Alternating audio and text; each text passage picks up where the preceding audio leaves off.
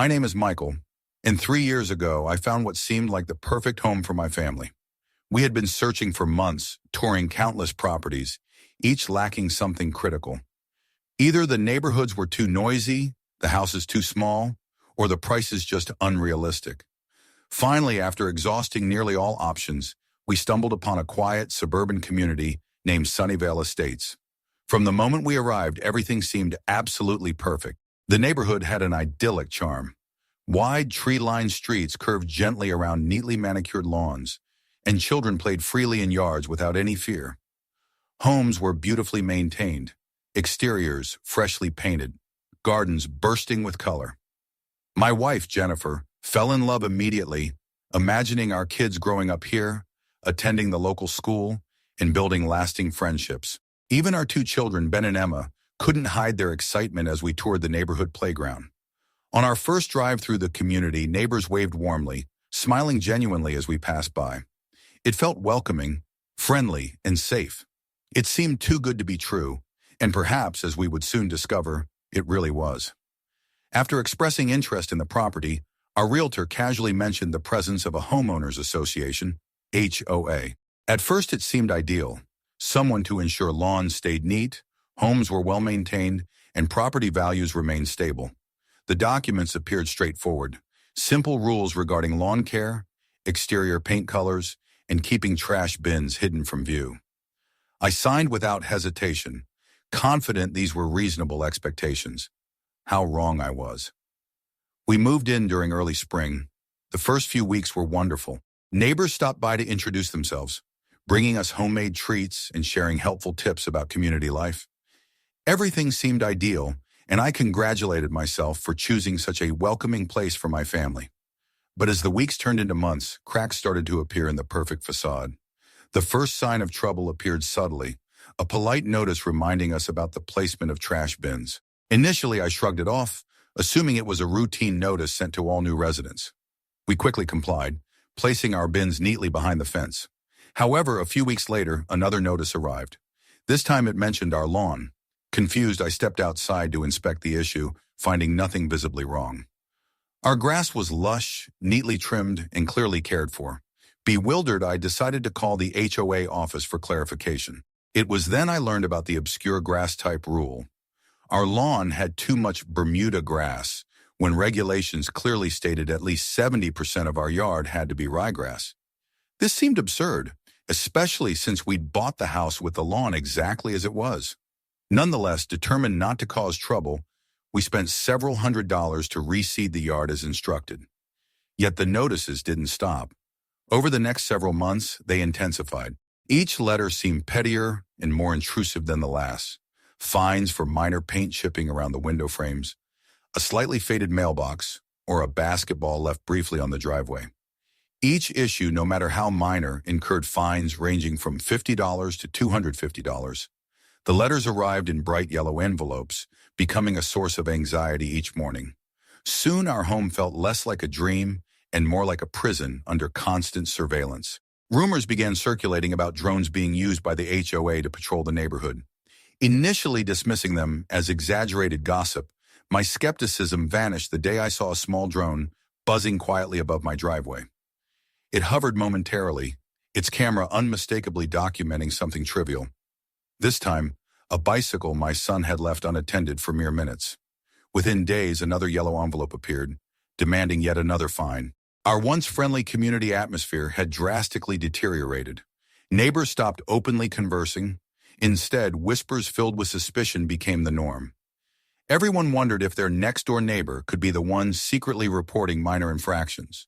A sense of paranoia settled heavily upon us all. Determined to reclaim some sense of control, I began thoroughly reviewing the HOA's bylaws. I quickly uncovered numerous troubling inconsistencies. Many fines had no legitimate foundation, based purely on newly implemented rules that homeowners had never approved or even been informed about. The board appeared to be making arbitrary decisions, imposing fines to fund extravagant projects without transparency or homeowner consent. I soon realized I was far from alone. Quietly, I began reaching out to neighbors, who shared similar stories of unjust fines and invasive surveillance. People were angry but fearful of retaliation. Together, however, We recognized we had power in numbers and began gathering evidence of the HOA's misconduct, meticulously documenting each violation of our rights. As tensions rose, a confrontation seemed inevitable. I decided the next HOA meeting would be our chance to expose the truth.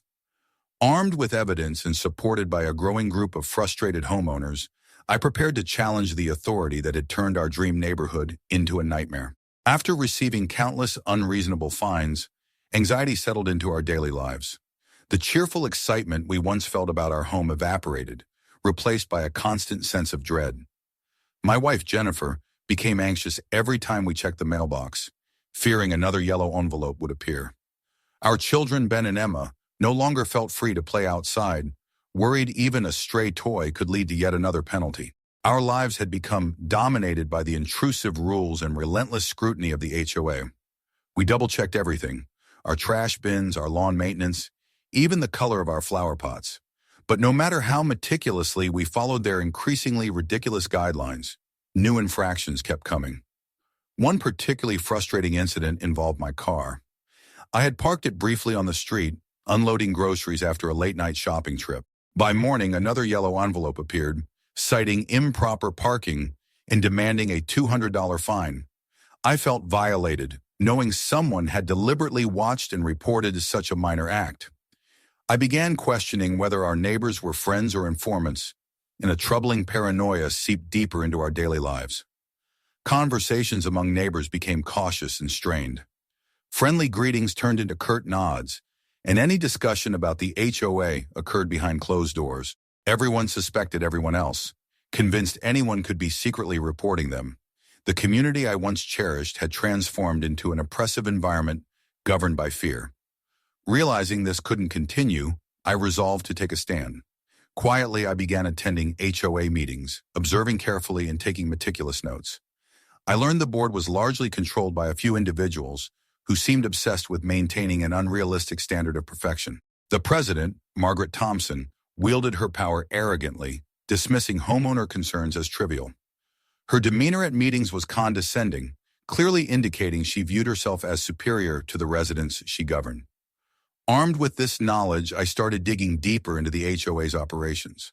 I discovered questionable financial practices, exorbitant expenditures on unnecessary landscaping projects, and substantial payments to companies linked to board members. The more I uncovered, the clearer it became. The HOA was exploiting homeowners for personal gain. I shared my findings discreetly with neighbors who had previously shown frustration. Initially cautious, their anger grew as they saw evidence of corruption and misuse of their fees. We realized we needed substantial proof to challenge the board effectively, so we began gathering detailed records, photographing every questionable project, and secretly documenting meetings where homeowners' concerns were openly disregarded. One evening I received a particularly absurd fine: $300 for the wrong color holiday lights decorating my home.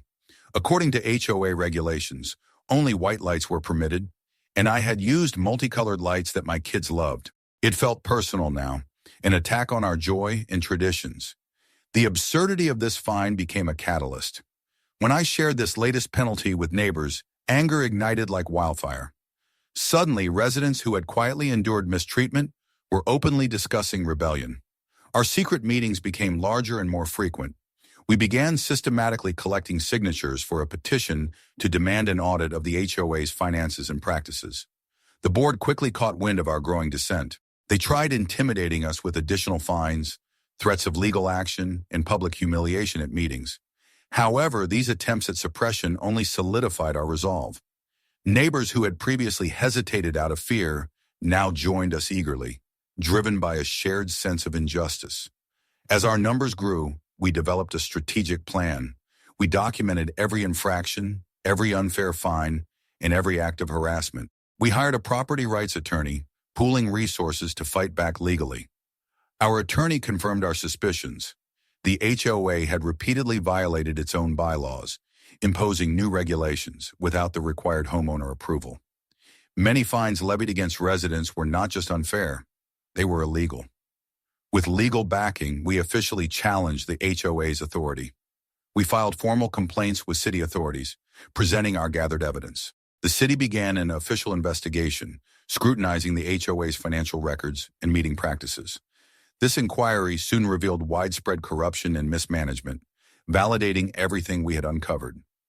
Armed with undeniable proof, we prepared for the most significant confrontation yet, forcing the HOA into an emergency community vote to dissolve the current board.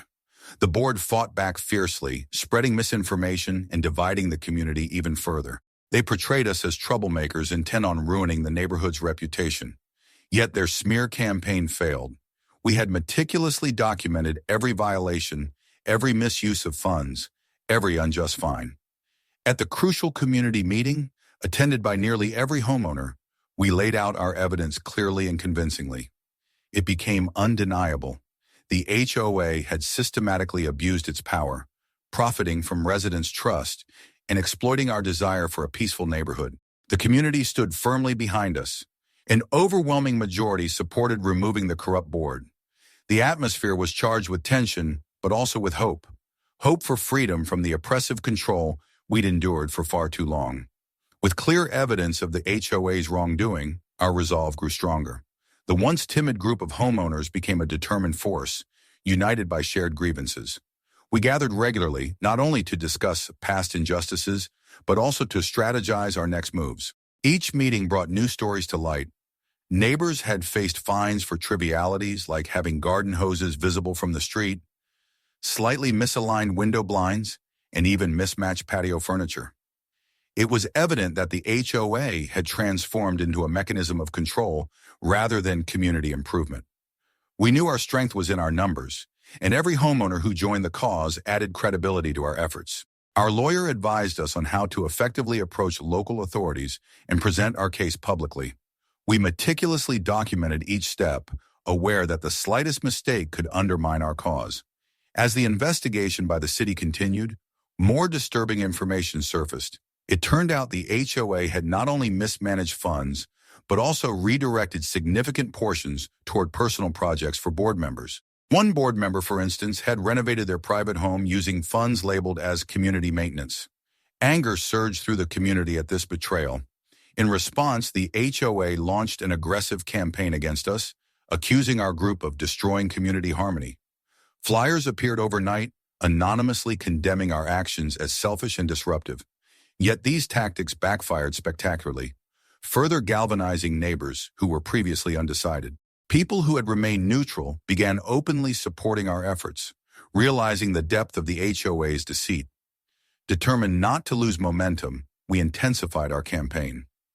Our neighborhood transformed from a place of fear and suspicion to one of solidarity and activism. The energy was palpable, invigorating each homeowner who had felt powerless for too long. Door-to-door visits became a daily occurrence, and previously quiet neighbors passionately spoke at meetings, recounting their personal experiences with unjust fines and harassment. Social media became another powerful tool. We created an online community, sharing experiences and evidence, broadening our reach and gaining support from others who face similar HOA issues in different neighborhoods. Our cause soon attracted attention from local media, leading to articles and news segments highlighting our plight. This publicity added crucial pressure on city officials to act decisively. Facing growing scrutiny, the HOA leadership grew desperate. They scheduled their own public meeting to address homeowner concerns, hoping to control the narrative. But this meeting only exposed their incompetence further. Under tough questioning from both homeowners and local reporters, board members fumbled explanations, contradicted previous statements, and appeared visibly nervous. This disastrous public appearance was a turning point, solidifying public opinion firmly in our favor. Realizing their position was rapidly weakening, the HOA attempted one final tactic, offering to negotiate. They proposed minor concessions, hoping to placate residents without fully relinquishing their power. But by now, we understood the full extent of their corruption. We refused any compromise, demanding a complete overhaul of the HOA board, a thorough financial audit, and restitution of all unjust fines collected. The HOA rejected our demands outright, stubbornly insisting on their innocence and hoping we'd tire of the fight. But we remained resolute, encouraged by the strength of our community and the undeniable righteousness of our cause. Every attempt at intimidation only further unified us, deepening our resolve to see justice served. As the city concluded its investigation, their findings were devastating for the HOA. Financial mismanagement, unauthorized rule changes, and systematic abuse of power were officially documented. This validation was crucial, giving us the leverage needed to demand immediate action from city officials. Authorities announced that a formal hearing would be held, forcing the HOA leadership to publicly answer for their misconduct. The upcoming hearing quickly became the talk of the town, a highly anticipated event that promised to finally bring accountability to the rogue HOA board. Our community, once divided and fearful, stood united and empowered. As we prepared for the final showdown, we knew we had already won a significant victory, reclaiming our dignity, voice, and sense of community. As the day of the formal hearing approached, our community buzzed with anticipation. This event had become a critical turning point, symbolizing our collective struggle against years of oppression and unjust treatment. The HOA board, once so arrogant and untouchable, now appeared nervous and vulnerable as public pressure mounted. On the day of the hearing, nearly every homeowner in our neighborhood showed up, packing the city council chambers to capacity. The tension in the air was thick, a palpable mix of anger, anxiety, and anticipation. As I looked around the room, I saw faces that had once greeted me warmly in the early days, then turned suspicious under the HOA's shadow, now united again in common cause. We were no longer afraid. We stood together, ready to reclaim our neighborhood. City officials opened the session by summarizing their investigation. The council outlined clear violations: unauthorized amendments to HOA bylaws, illegal collection of fines, misuse of community funds, and excessive surveillance. Each allegation was meticulously detailed and backed by undeniable evidence. The once arrogant HOA board members visibly shrank under scrutiny, their confident demeanors dissolving into nervous defensiveness. When it was our turn to speak, homeowners shared emotional testimonies, recounting their experiences of harassment and unfair treatment. A young mother spoke tearfully about fines she received for children's toys, briefly left outside. An elderly couple described feeling isolated after receiving multiple fines for minor landscaping issues. Each story built upon the last, painting a disturbing picture of widespread abuse. My turn came last. I calmly laid out our documented evidence: photos of drone surveillance, unjust fines, internal HOA communications showing clear intent to intimidate residents. I emphasized the emotional toll this oppression had taken on our community, transforming a warm, welcoming neighborhood into one filled with fear and mistrust. The HOA board tried to respond, attempting to justify their actions as necessary for maintaining property values and community standards. However, their explanations fell flat against the overwhelming evidence of corruption and abuse of power. City officials openly questioned their practices, exposing the glaring legal violations that had taken place. After hours of intense testimonies, questioning, and cross-examinations, the City Council announced their decision. They ruled decisively in our favor, finding the HOA guilty of financial misconduct, abuse of authority, and illegally enforcing unauthorized regulations. Immediate steps were ordered to dismantle the current board, freeze HOA accounts pending a thorough audit, and refund all improperly collected fines. The council's verdict brought an eruption of relief and joy among the homeowners. Cheers and applause filled the chambers, echoing our collective triumph over tyranny. We had not only reclaimed our community, but also restored justice and accountability to a system that had operated unchecked for far too long. In the weeks following our victory, significant changes swept through Sunnyvale Estates. Elections were quickly organized, and a new democratically elected HOA board was installed. This new board was dedicated to transparency, accountability, and genuinely serving homeowner interests rather than their own. Surveillance drones were banned permanently, replaced by respectful dialogue and community involvement. We received refunds for all unjust fines, but the greatest reward was the restoration of community trust. Neighbors once again felt free to enjoy their homes without fear of arbitrary penalties. Children returned to playing outside without anxiety, and the cheerful waves and friendly conversations returned, rekindling the spirit that had first attracted us to Sunnyvale Estates. Looking back on our journey, I realize how easy it is for power to corrupt, especially in small, insulated communities. The experience taught us all a powerful lesson about vigilance, unity, and the importance of actively participating in community governance. Our battle wasn't just about fines or grass types. It was about our fundamental right to live free from undue interference and oppression.